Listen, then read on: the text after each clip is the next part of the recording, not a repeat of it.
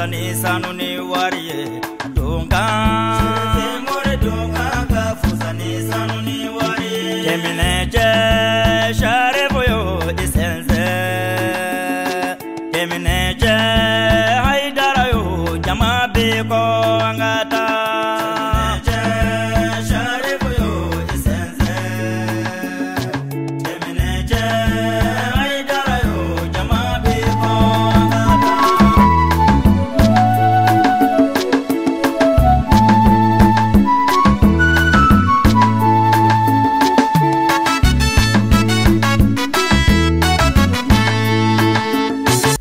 أعوذ بالله من الشيطان اللعين الرجيم بسم الله الرحمن الرحيم اللهم صل على سيدنا محمد الفاتح لما أغلق والخاتم لما سبق ناصر الحق بالحق والهادي إلى صراطك المستقيم وعلى آله حق قدره ومقداره العظيم بل مشرف لا تي في لاجبو امباو فوكا ولي نموندو امبي كاي با جباتي بي كاي كرامو كفرانيو يا تو مين بنوي APCI توني تومي ني akabara benimbe alqur'ane tursiu o kene konnana an karamo chaman kumbi anyi min soro kren yala anga je ko o lami nyonfe bismillahir rahmanir rahim alif lam ra تلك آيات الكتاب وقرآن مبين ربما يود الذين كفروا لو كانوا مسلمين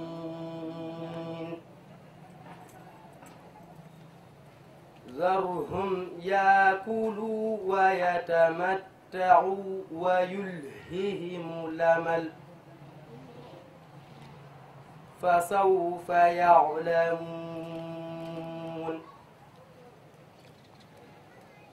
وما أهلكنا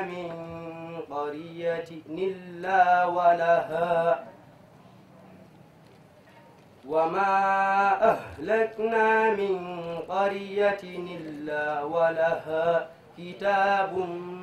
معلوم ما تسبق من أمة نجلها وما يستأخرون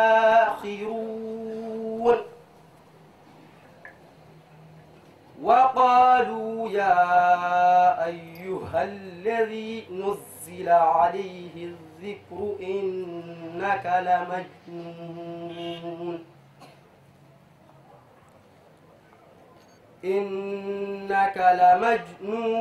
لو ما تاتينا بالملائكة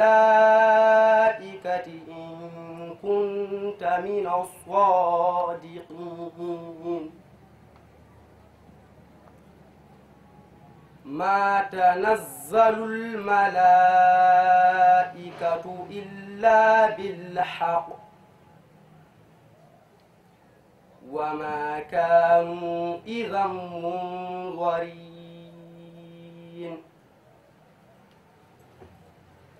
إنا نحن نزلنا الذكر وإنا له لحافظون ولقد أرسلنا من قبلك في شيع الأولين وما ياتيهم من رسول إلا كانوا به يستهزئون كذلك نسلكه في قلوب المجرمين لا يؤمنون به وقد خلت سنة الأولين ولو فتحنا عليهم بابا من السماء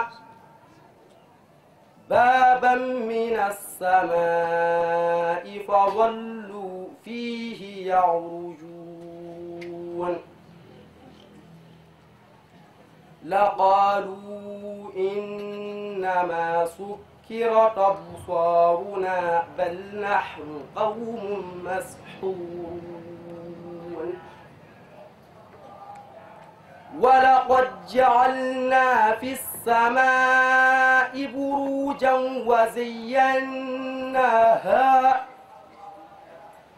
وزيناها للناظرين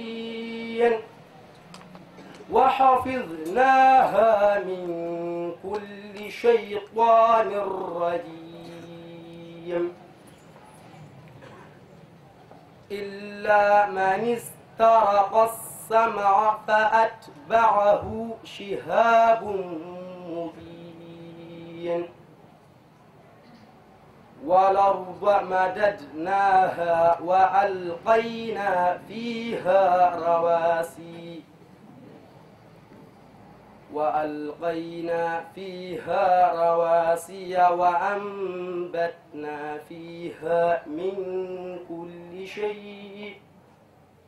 وأنبتنا فيها من كل شيء موزون صدق الله العظيم. Akhlalo si sera la min kan ka se asera na ku sera fɛn la min tɛ nin ye a bɛ fɔ ani fɛn wɛrɛ ka kan min tɛ nin ye nka n'a sera nin na ka taa ka se min na a sera o la Cheikh Maraka denw ma ko ni aw ma kalan bila aw ma fara tɔɲɔlikɛlaw kan fa antumul a'law donc ale b'a sera ka Ala ka sabati Ala k'a lase Ala ka barika di a n'a ɲɔgɔnna bɛɛ lajɛlen ma ale fana bɛ na an bɛ ale lamɛn dɔɔni. أعوذ بالله من الشيطان الرجيم إن الذين قالوا ربنا الله ثم استقاموا تتنزل عليهم الملائكة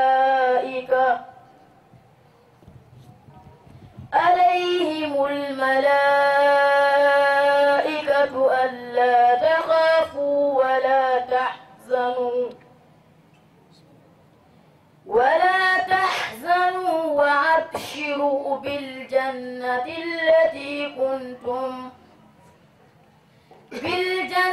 التي كنتم توعدون نحن أولياؤكم في الحياة الدنيا وفي الآخرة ولكم فيها ما تشتهي أنفسكم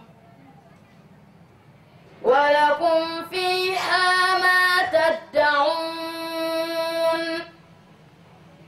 نزلا من غفور رحيم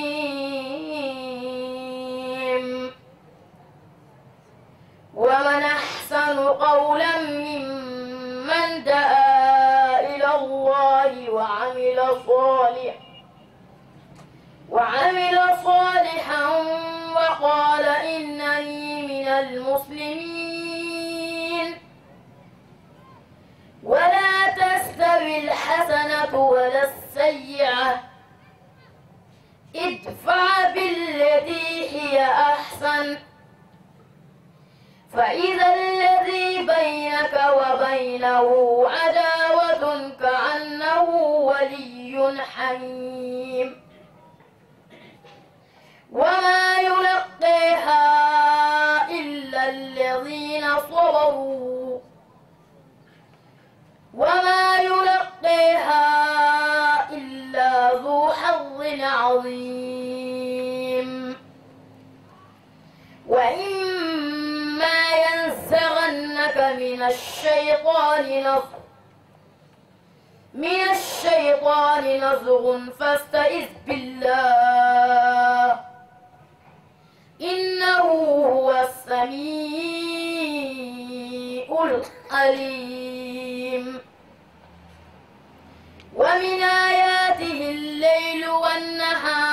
الشمس والقمر لا تسجدوا للشمس ولا للقمر واسجدوا لله الذي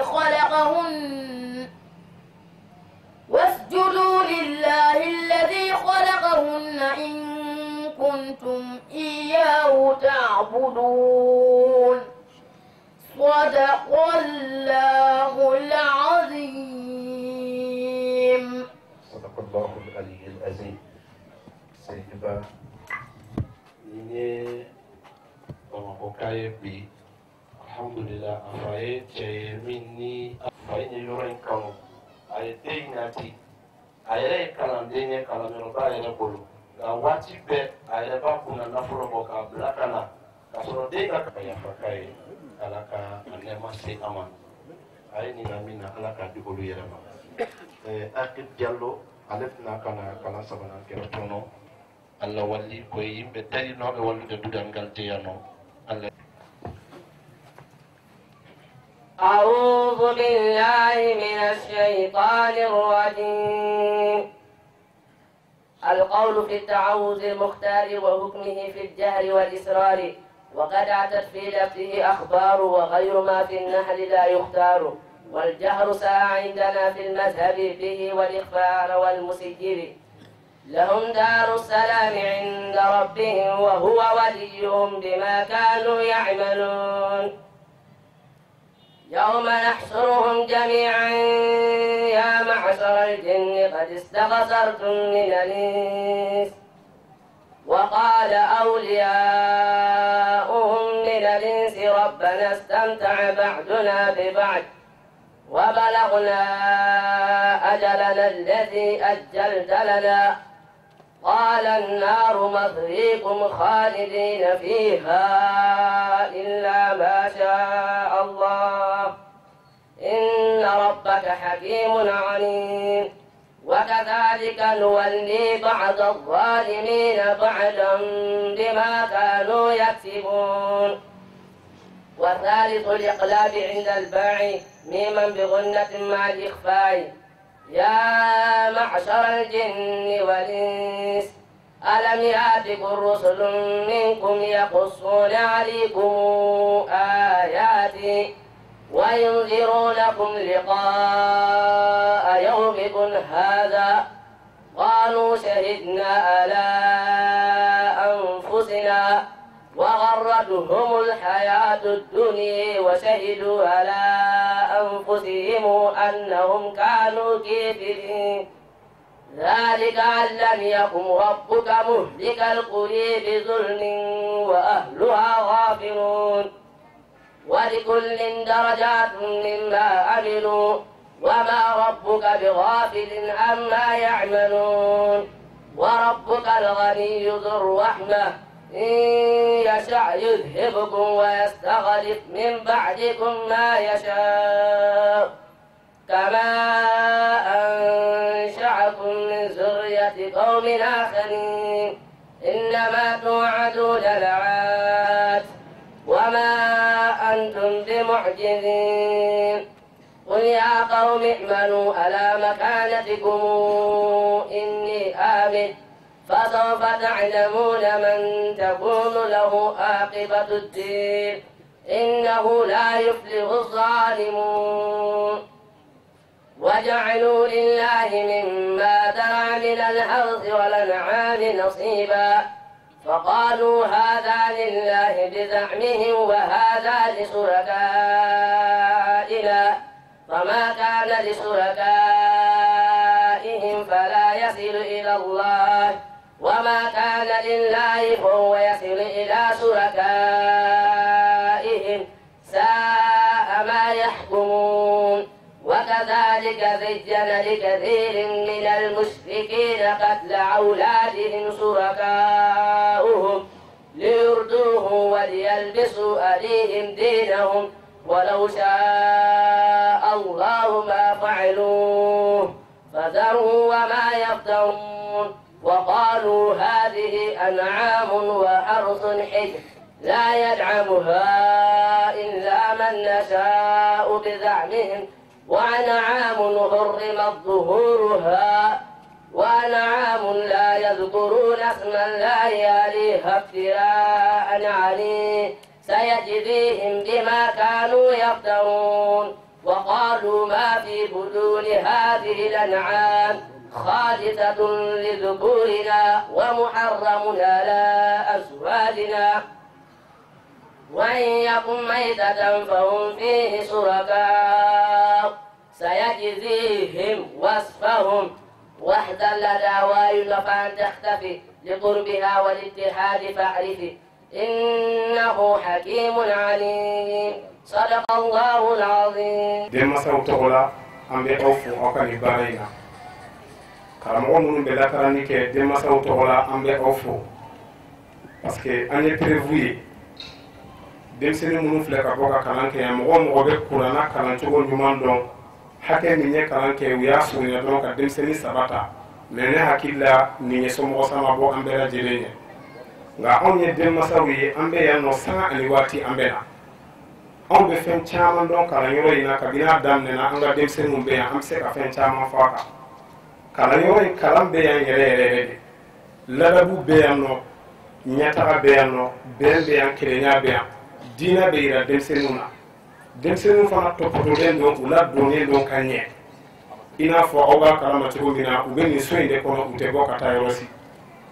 denmansa o denmansa n'i b'a fɛ ka n'i ɲɛ da i den kan n'i nana i b'a sɔrɔ nin yɔrɔ in na yan ala belebeleba ye mun ye denmisɛnnin kelen o kelen i bɛ taa sɔrɔ o tuma la dossier bɛ denmisɛnnin kelen o kelen na nin kalanden n'a caya bɛɛ denmisɛnnin kelen o kelen nin kalo in kɔnɔna na a banana i bɛ taa sɔrɔ a b'u bolo dossier la walima a ma bana denmisɛnnin min cɛsirilen don min cɛsirilen tɛ a bɛɛ lajɛlen bɛ karamɔgɔ ninnu bolo dossier la. an tɛ se ka mali ka ɲani ɲini foyi fɛn wɛrɛ bɛ fɔ ala tɛ sɔrɔ yɔrɔ si fo kalanyɔrɔ mais an ka kalanden minnu bɛ yala bi olu de kɛra ɲɛgutɔfɛn ye o kɛra dɔrɔmin na o kɛra dɔrɔmin na bɛɛ bɛ ɲɛguw la kalanden minnu bɛ yala bi n'u b'a fɔ fi sabilillah bɛɛ bɛ ɲɛguw la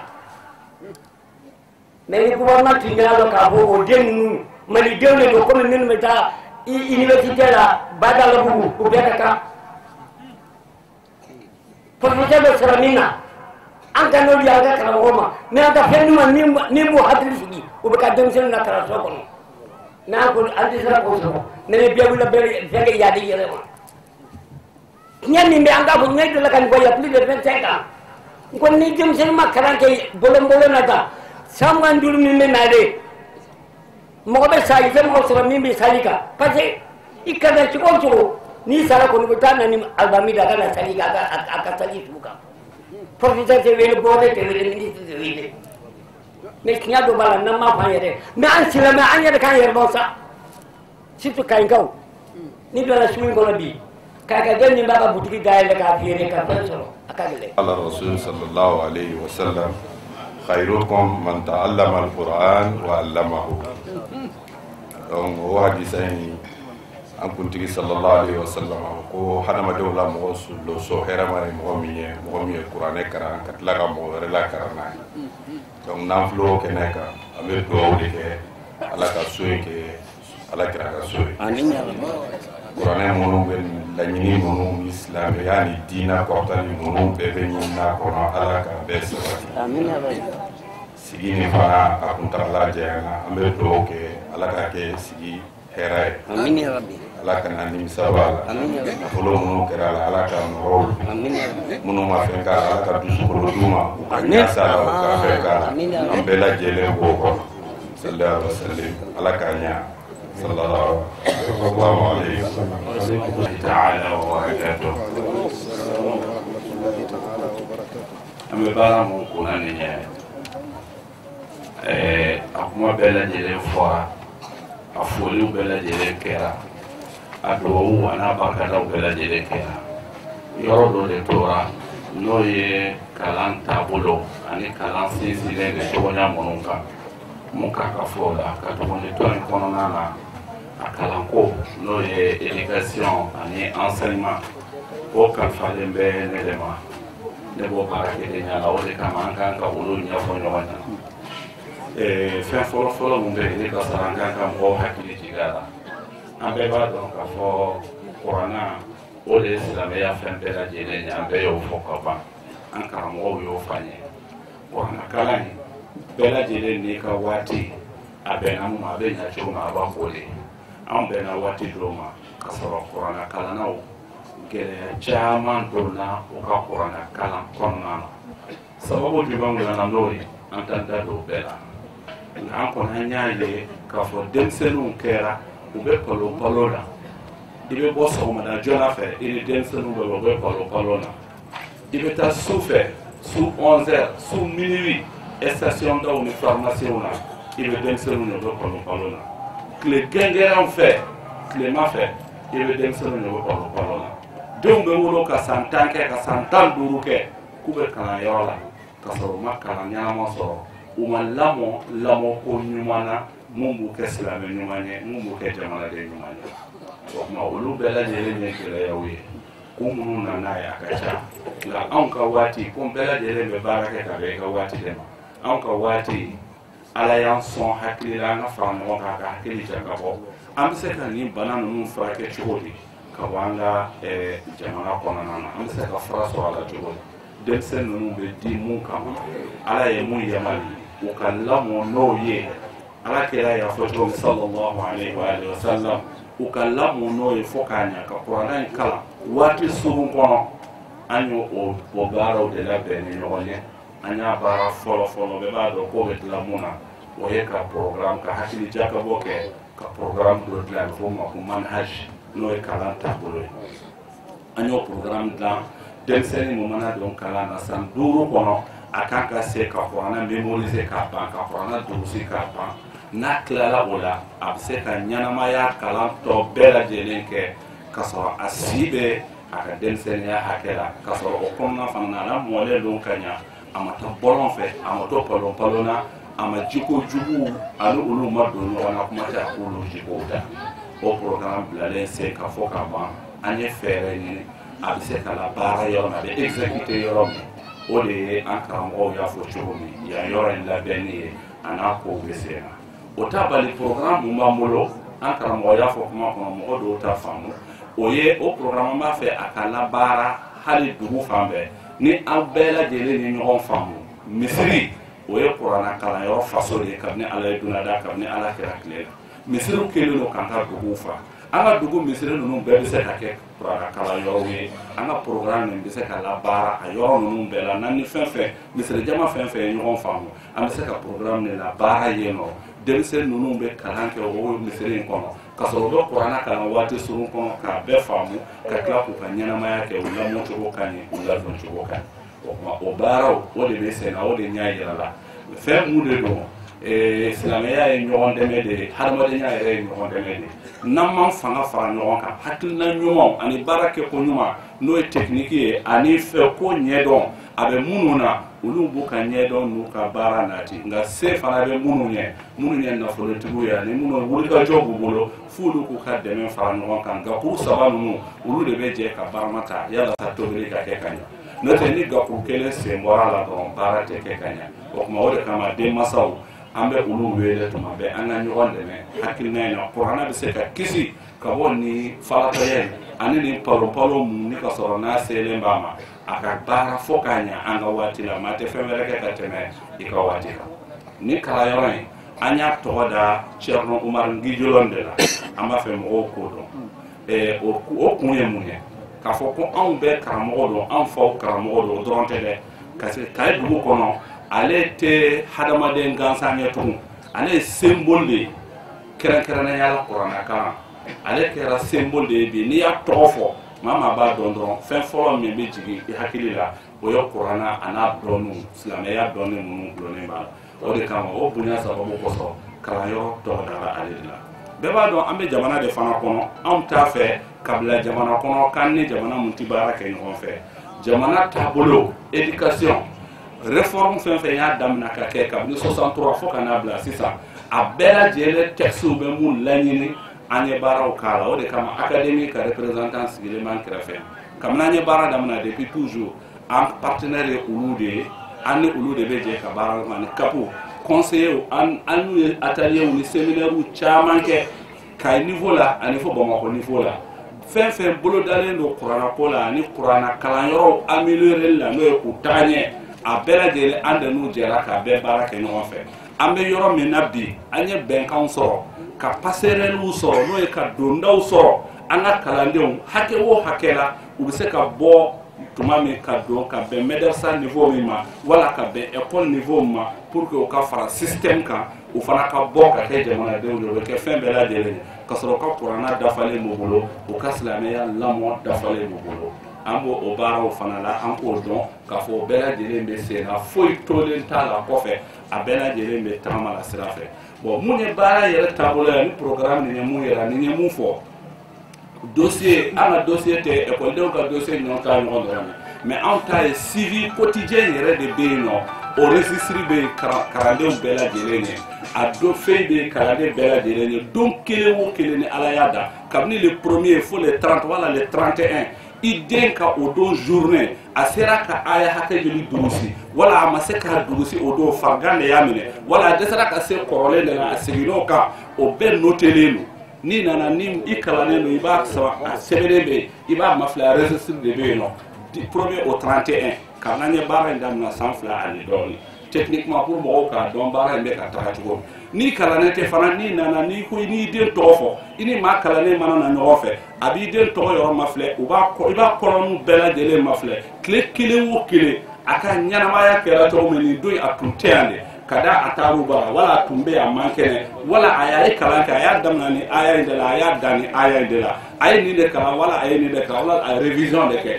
o bɛɛ de sɛbɛnnen don o registre civil b'an bolo o ye baara taabolo ye yalasa baara ka se ka kɛ ka ɲɛ karamɔgɔw fɛ denmansaw ani den kalanyɔrɔ ɲɛmɔgɔw ani lakaranikɛlaw bɛɛ lajɛlen hakili ka sigi bɛɛ lajɛlen ka wasa bon o kɔnɔna na an b'a fɛ an ka fanga fara ɲɔgɔn kan nin ye fɛn ye a ɲɛdɔnna jamana minnu na yɔrɔ dɔ la ala ye nɔgɔya kɛ mɔgɔ dɔw ye i bɛ taa sɔrɔ a tigi kelen a bɛ na a b'i jɔ a b'a fɔ aw ka san balo wala aw ka kalo balo a kan ka bɛn nin de ma n y'a kɛ ala kama n ye ala dɛmɛ n'a ye n y'a ka kuranɛ dɛmɛ n'a ye o de ka kan ka kɛ fana wa an b'a fɛ kana k'a fɔ a filɛ yɔrɔ min na bɛɛ b'a dɔn ka ye kuranɛ kalannaw n'a fɔra kalanden 70 o tɛ foyi ye ka ye kuranɛ kalannaw la minnu filɛ yaala la kɛnɛma a ka ca n'o ye ko siɲɛ 10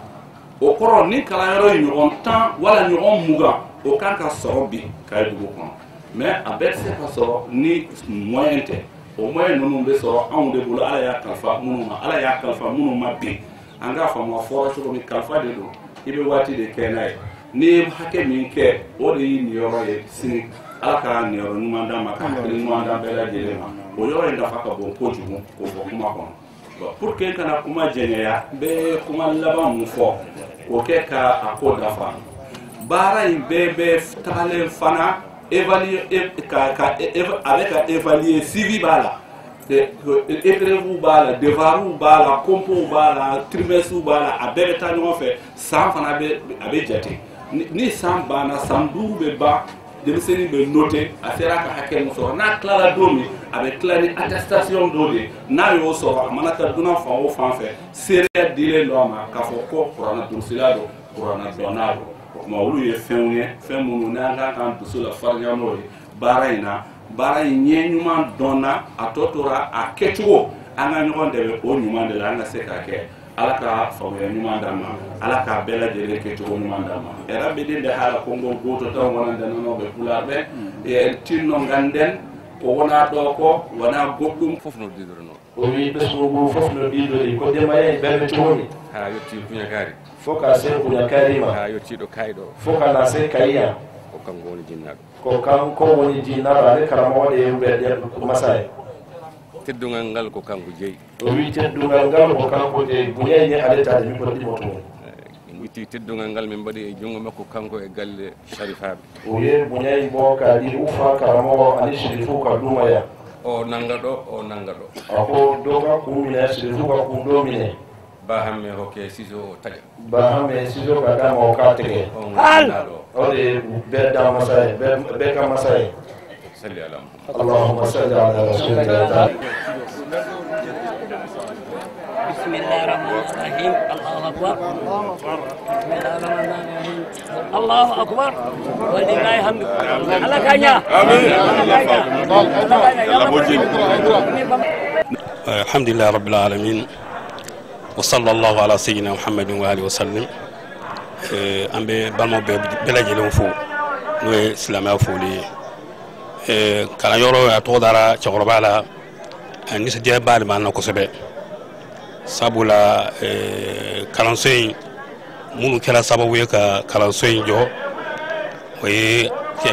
cɛkɔrɔba yɛrɛ ka kalandenw ye donc o y'a ŋaniya ka so in jɔ k'a kɛ kalanyɔrɔ ye ka tɔgɔ in da o karamɔgɔ la sabula karamɔgɔ in fana baara fosi tun t'a la a ka ɲɛnamaya kɔnɔ ni n'a ɲɔgɔnna don ni kuranɛ kalan ani ka maaw ladon ni diinɛya la donc karandenw ninnu u bolo fara ɲɔgɔn kan ani silamɛw bɛɛ lajɛlen fɛn fɛn bɛ Kayi yan maa ɲuman fɛn fɛn bɛ Kayi yan silamɛ fɛn fɛn bɛ yan minnu dɛmɛ ka nin baara kɛ u y'a k'u yɛrɛ de ye an kɔni cɛkɔrɔba ka denbaya n'o ye kanlakundakaw ye cɛkɔrɔba yɔrɔ ka denbaya an b'u fo o wari ɲuman dɔn. o bannen ala sɔnna a ma o dugujɛ o kɛra an karamɔgɔ alhaji umar ngijilon n'ale tɛ maa dogolen ye farafina kɔnɔna na ale ka ziyara ta ko 16 na o kɛnɛ kɔnɔna na Thierno Umar Ngijolani ye maa ye maa min ni ala y'a sɔn dɔɔni caman na sabula farafina a kɔrɔn a tilebi ni munumununa a fango fan fɛ fo ka taa sɔrɔ a ka kalanden dɔ sigilen bɛ o yɔrɔ la maaba caman kun b'a a kɛnɛ kɔnɔna na kɛrɛnkɛrɛnya la an ka karamɔgɔ n'o de ye Thierno Ahmad Hadi Tali ale kun bɛ kɛnɛ kɔnɔna na o dina an ye min sɔrɔ a kɛnɛ kɔnɔna na an ka jɛ ka a lajɛ ɲɔgɔn fɛ. فأعيت بلاغته البلغاء وأعجزت حكمته الحكماء وأبكت فصاحته الخطباء أحمده أن جعل الحمد فاتحة أسراره وخاتمة تعاريفه وأقداره وصلى الله على رسوله الظافر بالفضل والظاهر على ذوي الفضل معلم الحكمة وهادي الأمة أرسله بالنور الساطع والضياء اللامع وعلى آله الأطهار الأبرار وصحبه الأخيار ومن تبعهم بإحسان إلى يوم تنكشف الأسرار. سماحة أسيادي الأجلاء آبائي أساتذة الأعزاء إخواني وأخواتي الكرماء السلام عليكم ورحمة الله وبركاته. نحن الآن في غاية الشرف حيث نرى أنفسنا سنويا واقفا أمام جنابكم الآلي لنقول شيئا يسيرا عن شيخ وصل الغاية القصوى من التواضع والحلم والعلم وأفتخر بذلك. غمده الله بوابل مغفرته ورضوانه وأسكنه فسيح جنانه مع الذين أنعم عليهم من النبيين والصديقين والشهداء والصالحين وحسن أولئك رفيقا. يا قادما لزيارة الشيخ العزيز عمر الحليم خليفة الخلفاء أبشر برضوان الإله مع الثواب وشفاعة الهادي مع الأولياء. غفر الإله لشيخنا الفوتي من جدل وأسكنه مع الشهداء. عمر الكريم وصبره حار العقول تدريسه تفقيهه العلماء. عمر الحكيم وزهده ملأ القلوب شهدت بذلك أرضنا ثم السماء. طلابه سبقوا الفحول بعلمهم ونوروا تلك المجالس بالضياء. غفر الإله لشيخنا عبد الوهاب تلميذه ورفيقه يوم الجزاء. غفر الإله لشيخنا وسمينا شيرن الغدنفر عالم العلماء. غفر الإله لوالدي شيخ الصبور حالا برفقة هؤلاء الأولياء، ولكل من كانوا مع الشيخ الحليم في مهنة التعليم مع الآباء. واشدد عرى أبناء شيخ الفوتوي مع طلبة القرآن والرفقاء، والطف بلطفك يا إله العالمين بأولئك الزوار والعلماء. صلى الإله على النبي وآله والتابعين وصحبه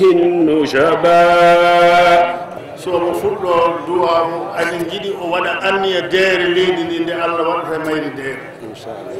yo waɗa mayri leydi ndi deere, yo Allah deeñu leydi ndi deeña wonɗe e leydi ndi, yo Allah ñiffitinaji gonɗe e leydi ndi. amin jiɗi noon garniyoɗa hen an ceerno Ahmadou Fofana nde waɗan mbaɗanta hen julɓe amin ɓe ƴetti anniyaji amen fof e doole amen fof e yidde amen fof nde Allah deeñata leydi ndi. won noon ala hen mo enen mo palteɗen fof honkel l'islam en ko fof hen enen ndendi leydi ndi, yo Allah deeñude, yo Allah moƴƴini, yo Allah suurde, yo Allah hawridinde. Assalamu aleykum wa rahmatullah.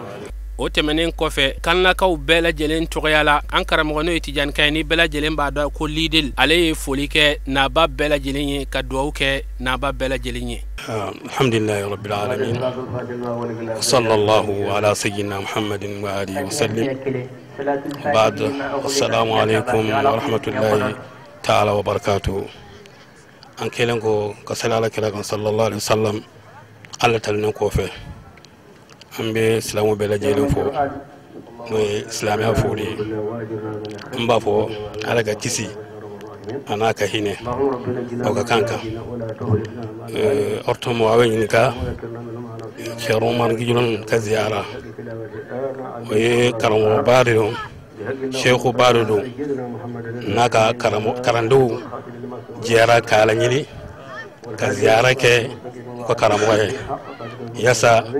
o hakilika to ka fara o hakilika to karamo ko o le ziyara kun koyi an ne a dende kabla ka damba be to yala an ga bela jelen fo islamu bela jelen fo sabula ni bi doneje ni jamaala je alhamdulillah rabbil alamin ala tando be bora wa jama bora fambe jamana mun to Senegal ala yar chawrba a bangana yende an balo mo nana islamu cham be nana Guinée Gambie bela jele o be nana be Ceerno Marka ziarayna o do nati ambe bela jele fo herman yala je ziaray afanga ga bon ko sobe ziara ma kelen ci sakake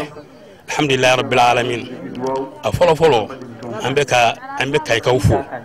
ambutanu sabula ngani ya nyuma ya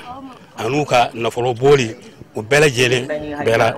ka fo bena Ceerno Marka ngi don o dorma kala mama ni dorma kelen kala Ceerno Marka dembaya o baw fo ko barkada haysa ambe Allah subhanahu wa ta'ala wadili mama ni dorma kelen kala ala ka do fara o tika soroka ngani nyuma fara mo fena ka ke ziyara na fara ambe ala deli halsa ala ka ti ambe kayfo ambe bela jelen fo ziyara nunu ko kan alhamdulillah rabbil alamin ala tanulu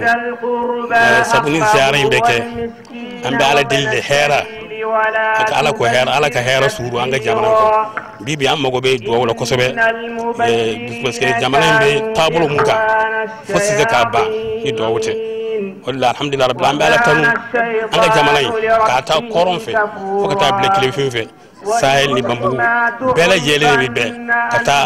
ala jondo to surandi ka so ko yorola ka ala deli hera la wode mo kan yanni hasan da Allah subhanahu wa ta'ala wa dili alaga hayra suranka jahin ni wasabi wa akhiru da'wana alhamdulillahi rabbil alamin anda ala tanu kala barkada ambe choroba mi ka ziara keneka ato ko Chero Umar Babali kan me kay ani bebalo ni Chero Umar ngijiloni parce que ngijiloni abangana dugumina ngijiloni duguye abe Saint-Louis Marat la me biabe matam ka marakonna na comme Sénégal la ka klali chokola abangana 1914 ngijiloni no afaire karamoye aye kalandam na afabulo me ko fe fa ya blakata kalayoro chamana dugu folo ali wuri abora atara boki jawe atara murtani leksaiba me ka kuma surunya doro aka qur'ana doctora ayo soro karamo do wafo mako Ahmad Abbas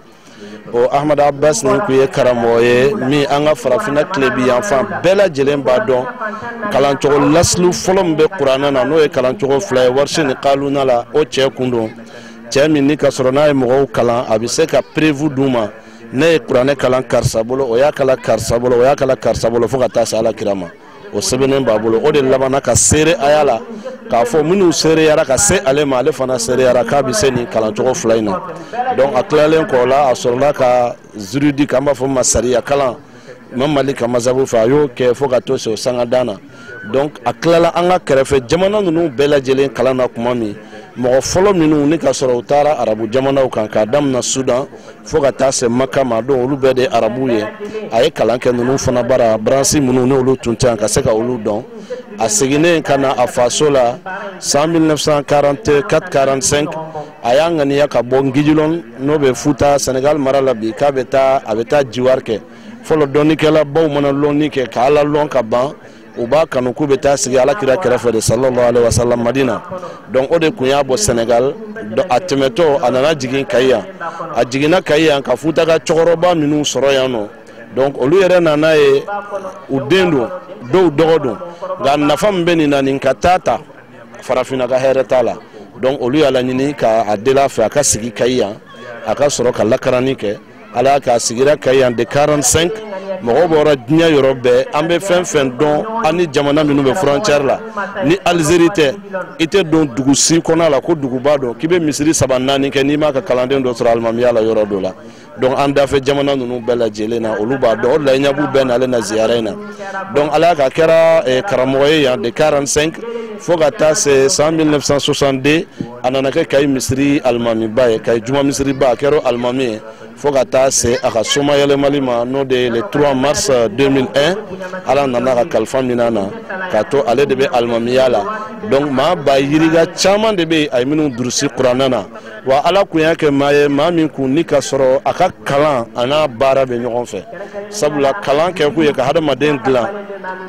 kam majigi min dima ani kino hada maden chela glan ani ka nogoya min dima ani ka yere bunya bo yere la ala ku ye nunu bela jelen dafa alela ani mama jera fen folo min ni bo don ala iken ba do ma kundo ko nya mandaye ko yere bunya mandaye ko yere yira mandaye wa hal karmoya min ala ya dama be lakarani ke ate mo simina kaka kalandendo hal na yere kumba ka kalande munu ka baro fa fo ni karsa e kalanke nyoye aba fo tanto me nga kalande karsa e ito kuma me aleda do aka majigin fe ala ke mbese ka misali kele mi fo ka yira ma tundo min kumbe dnya beka kele nya fe abe dnya islame beka ben fe ma si kana jo ma dula ni yoro doye samina karamo do kibaruya sera kayya afara karamo menale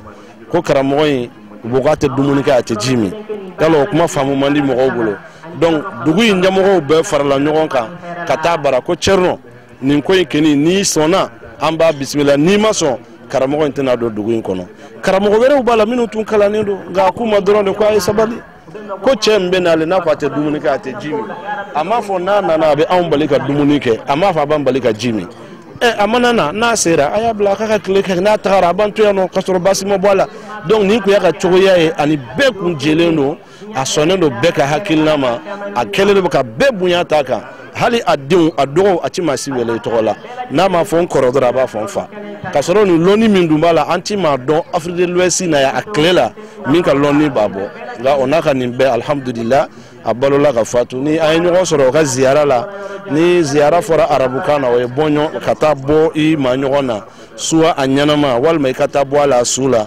bɔ ɲɔgɔnna min ni ka sɔrɔ nafa bɛ sɔrɔ a la a bɛ fɔ de ma ko ziyara n bɛ taa bɔ karisa la mana taa hali n'a ma fɛn d'u ma n bɛ hakilina dɔw sɔrɔ a fɛ minnu ka sɔrɔ u bɛ nafa ɲɛnamaya la donc anw ta kɔrɔ ye juma ye ziyara la an bɛna ɲini ka ni ala cɛla de dilan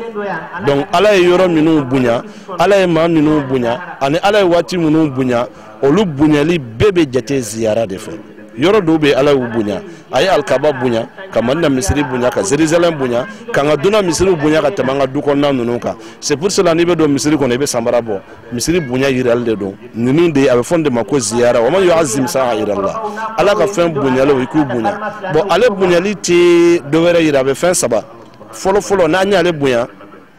an ye alikuranɛ bonya parce que a ka ɲɛnamaya bɛɛ kɛ kuranɛla kalan na n'an y'a bonya an ye sunna bonya parce que ala kira ka sunna ni ka sɔrɔ o de ye hadisa kɛnɛmaw ye ani mazhabu jelen ninnu a y'a ka ɲɛnamaya bɛɛ kɛ o lakaran na n'an y'a bonya a yɛrɛ jati la an ye ala ka maaba bonya sabula jigo fɛn fɛn bɛ ɲɔgɔn sɔrɔ hadamaden na n'a bɛ kɛ hadamaden ɲɛnama ye mɔgɔw ka nafa sɔrɔ a la olu bɛɛ lajɛlen ye ɲɔgɔn sɔrɔ a la donc i man'o ziyara kelen o kelen kɛ i b'o nafa sɔrɔ nin cɛkɔrɔba nin na o de la ale ka ko mana sigi a kɛnɛ ye duwawu jaabi kɛnɛ ye a kɛnɛ ye nafa sɔrɔ kɛnɛ ye a kɛnɛ maa mana y'a kɛnɛ kan siga tɛ min na i tɛ nimisa o kɛ o baara in kelen na i tɛ nimisa o na yɔrɔ in kelen na a tɔ fana bɛ ala subhanahu wa ta'ala de bolo an yɛrɛ fana an mana na ɲɔgɔn sɔrɔ a ka ko kunna a ka kan ka ɲɔgɔn kala a ka ɲɛnamaya la walasa an bɛɛ lajɛlen cɛla bɛ se ka ɲɛ cogo min parce que ala ko kuranɛ la kira ma ko wal kullan naqussu alayka min anba'i rusuli ma nusabbit bihi fuadak a ko ciden tɛmɛnenw n bɛ olu ka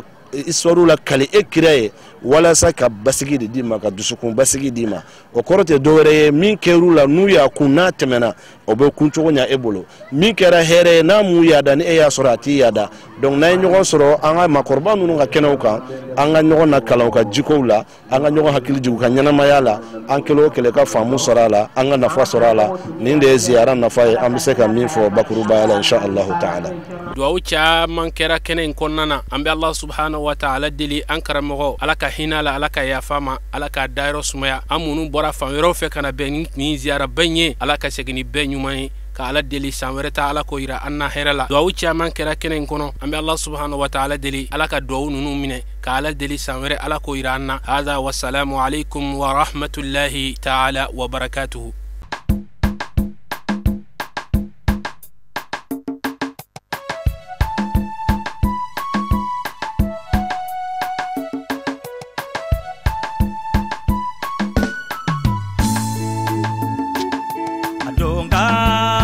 Haidara dunga ka fusani sanu